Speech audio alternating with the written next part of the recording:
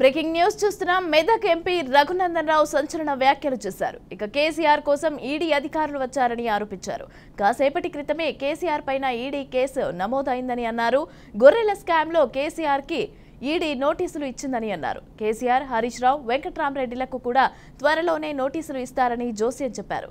సిద్దిపేటలో హరీష్ రావు ఉండగా ఎస్కార్ట్ లో మీటింగ్ కు మరొకరు వస్తారని హరీష్ రావు ఊహించలేదని ఎద్దేవా చేశారు.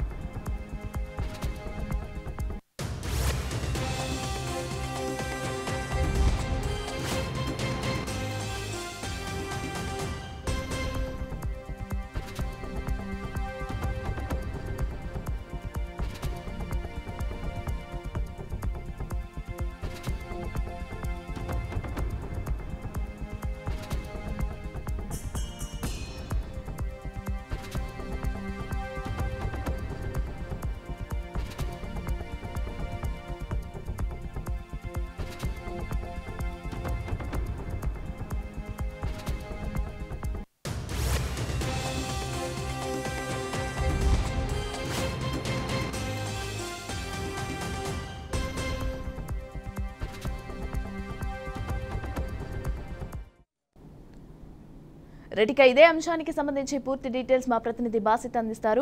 బాసిత్, చెప్పండి, ఈ రఘునందన్ రావు అయితే కేసీఆర్ కి సంబంధించి కొన్ని కీలక వ్యాఖ్యలు అయితే చేశారు. అయితే కేసీఆర్ పైన ఈడీ కేసు నమోదైంది అంటూ కూడా వ్యాఖ్యలు చేయడం జరిగింది. అయితే దీనికి సంబంధించి పూర్తి డీటెయిల్స్ ఏంటి?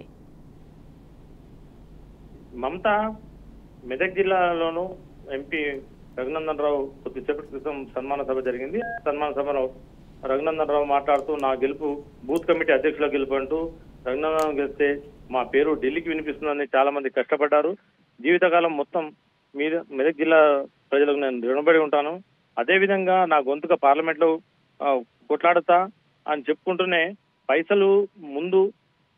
పైసలు మందుతో పాటు ఓపెన్ గా పంచిన ఓడిపోయారు జనాలు. రబ్బర్ చెప్పులతో తిరిగి బీజేపీ శ్రేణులు కష్టపడి బొప్పపూర్ నుంచి ఢిల్లీ దాకపోయినా నాకు గెలిపించారు. పార్లమెంట్ లో గొప్ప నేతల పక్కన కూర్చునే అవకాశం కూడా కల్పించారు. అదే విధంగా వెంకట్రామరెడ్డి 1000 కోట్లు పెడితే వాటిని లెక్క చేయకుండా మేము గెలిచాము. రాజకీయాల్లో రాణించాలంటే ఆత్మవిశ్వాసం ఉండాలని ప్రస్తుతం కొద్దిసేపటి క్రితం మాజీ సీఎం కేసీఆర్ మీద కొద్దిసేపటి క్రితమే ఈడీ వచ్చి కేసు నమోదు చేసింది. ఆ దుబ్బాకలో దెబ్బ కొట్టిన అని 6 అడుగుల హరీష్ కూడా ఎగిరిండు. ఈ వ్యాఖ్యలు చేస్తూ ఈడీ కేసులు నమోదైతే ఇప్పుడు ఏం చేస్తారని చెప్పి కూడా రఘునందన్ రావు వ్యాఖ్యానించడం జరిగింది. Mamata, right, thank you Basit.